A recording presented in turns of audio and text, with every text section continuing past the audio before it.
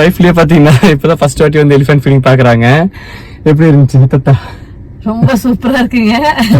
யாரையே இது வரைக்கும் ஏதோ ஒண்ணு இந்த மாதிரி தான் பாத்துருப்போம். இத்தனை நேரம் ஒரே இடத்துல வச்சு நம்ம பார்த்ததே இல்ல.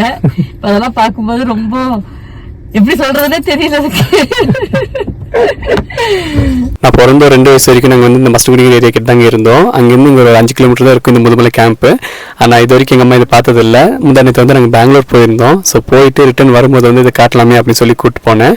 அப்போ போகும்போது எலிஃபென்ட்டுக்கு வந்து ஃபீடிங் பண்ணியிருந்தாங்க. இது வந்து காலைல 8:30 to 9 வந்து இந்த ஃபீடிங் பண்ணுவாங்க. அப்புறம் ஈவினிங் வந்து 6 to 6:15 ஃபீடிங் பண்ணுவாங்க. அதை காட்டினதுமே எங்கள் அம்மா வந்து ஃபீல் பண்ணாங்க, இத்தனை வருஷம் இங்கே பக்கத்துலேயே இருந்து இதெல்லாம் எதுவுமே பார்க்கலையே அப்படின்னு சொல்லி ஃபீல் பண்ணாங்க.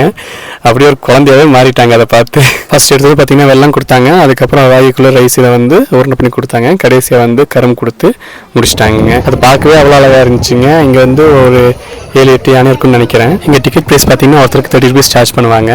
இது ஊட்டிலேருந்து ஒரு 40 கிலோமீட்டர் டிக்கெட் இருக்குங்க. இதெல்லாம் நடந்துக்கு நாங்கள் இல்லிட்டு வந்துருக்கோம்.